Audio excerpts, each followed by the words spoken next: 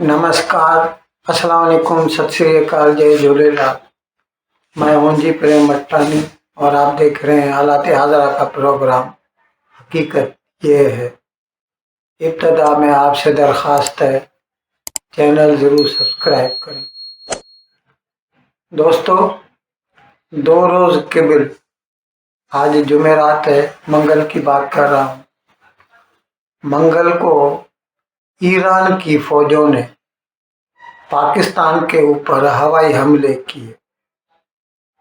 उन्होंने मिसाइल दागे और ड्रोन भेजकर भी हमले किए। बलूचिस्तान का जो तुर्बत है वहाँ पर बकौल ईरान के एक दहशतगर्द तंजीम है जैश-ए-अदल, उसका ट्रेनिंग कैंप था, उसके ऊपर उन्होंने हमला किया। ईरान का इल्ज़ाम ये है कि ये जैश-ए-अदल वाले जो हैं दहशतगर्द, वो ईरान में आकर दहशतगर्दी की वारदात करते हैं।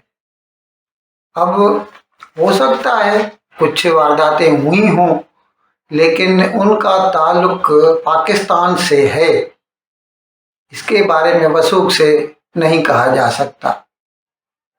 वैसे जैसे ही 2 रोज़ कबल ईरान ने ये हमले किए, ईरान की जो अपनी न्यूज़ एजेंसी है इरना, उन्होंने इस बात का ऐलान किया।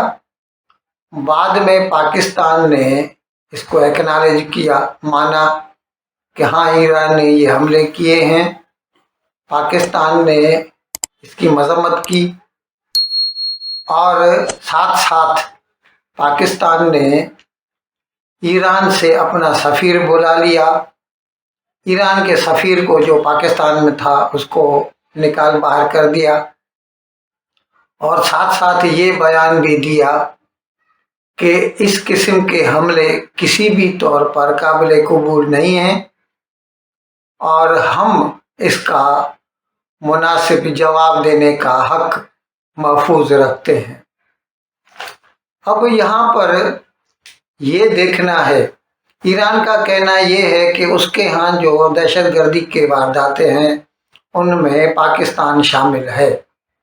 ईरान में हमले हुए हैं, लेकिन ये कहना कि उनमें पाकिस्तान शामिल है, ये कुछ मतलब भरोसा नहीं होता, एतमाद की बात नहीं लगती।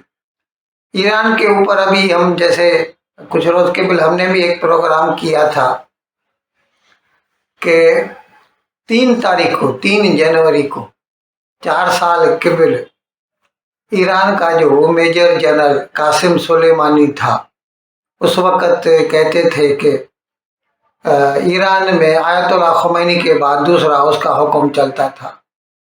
इतना असर रसूख रखता था। वो इराक में था, उसने अमेरिकी ठिकानों पे हमले किए थे और उस वक़्त अमेरिका में ट्रंप का दौरा था।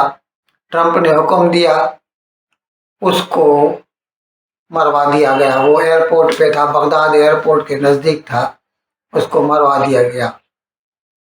तो अभी जब 3 जनवरी 24 यानी चंद रोज कबल की बात कर रहे हैं, तो उसकी बरसी मनाई जा रही थी, चौथी बरसी उसकी वफात की। और उसका जो मज़ार है वो ईरान के शहर करमान में है। वहाँ पर जुलूस निकाला गया, तो वहाँ पर 2 जो है बम धमाके हुए और 100 लोगों से तो ज़्यादा फौत हो गए और 150-200 जख्मी हो गए। हकीकत में उस वक़्त उन्होंने ऐसा समझा था कि इसमें इसराइल की कारस्तानी है, क्योंकि इसराइल और हमास की जंग जारी है और ये तो ईरान भले मुंह से न माने, लेकिन पूरी दुनिया समझ रही है कि हमास को ये जो उकसाना है वो सब ईरान कर रहा है। और ईरान की जो प्रॉक्सी आर्मी है हर महाज पर इसराइल के साथ नबरुद आजमा है। अभी हमास लड़ रहा है गजा में, साउथ लेबनान से हिजबुल्ला मिसाइल अटैक कर रहा है, साउथ यमन से हुती जो हैं वो आए दिन रेड सी से, जो पानी के जहाज, कार्गो शिप की बात कर रहा हूँ, ऑयल टैंकर्स की, उनके ऊपर हमले करते रहते हैं। कईयों को नुकसान पहुंचाया है उन्होंने, और ये सभी ईरान की मदद से ये काम करते हैं। तो जब 3 जनवरी 24 को ये धमाके हुए तो पहले ऐसा ही लगा था कि इसमें भी इसराइल का हाथ हो सकता है। अच्छा, इससे पहले वो जो न्यूक्लियर बम बनाने की कोशिश कर रहा है ईरान, हकीकत में तो उसको वो दिया भी पाकिस्तान ने ही है। डॉक्टर अब्दुल कदीर खान, जो पाकिस्तान के एटम बम का बाप माना जाता है, जिसने खुद चोरी करके जर्मनी से ये सब फार्मूले लाया था, उसने ही ये बेचा था ईरान को, ये टेक्नोलॉजी। तो ये जो ईरान ने एटम बम बनाने की कोशिश कर रहा है, तो उसके जो साइंटिस्ट हैं 3-4 को इसराइल तो उड़ा चुका है। और इसके बारे में हमने जो प्रोग्राम किया था 4 जनवरी वाला प्रोग्राम, आप देख सकते हैं, उसमें सब तफसील हमने बताई है।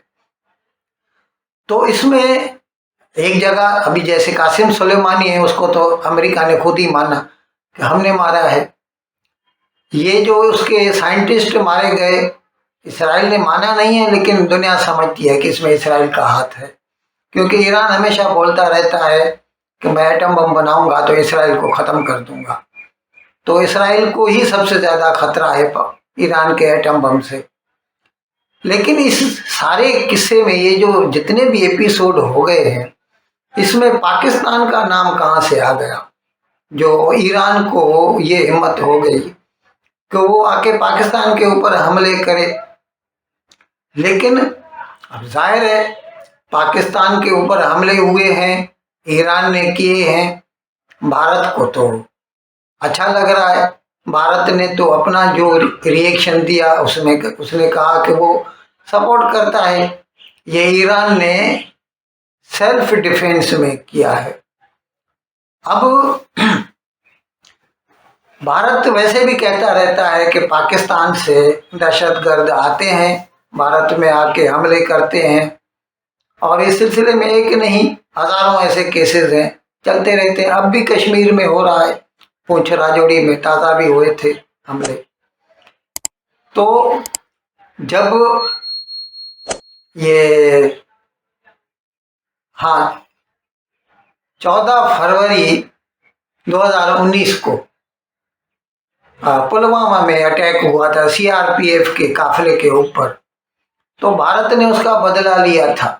14-15 दिन बाद जो है भारत से हवाई फौज जहाज गया, उसने बालाकोट में, जो कागान वैली के फुट हिल में है, जहाँ से कागान वैली शुरू होती है, वहाँ पर दहशतगर्दों की एक ट्रेनिंग कैंप थी, उसके ऊपर हमले किए। कहते हैं 300 से ज़्यादा लोग उसमें हलाक हो गए। ये अलग बात है कि उस वक्त पाकिस्तान ने इस बात से इनकार किया था कि ऐसी कोई बात नहीं है, लेकिन अब मानता है।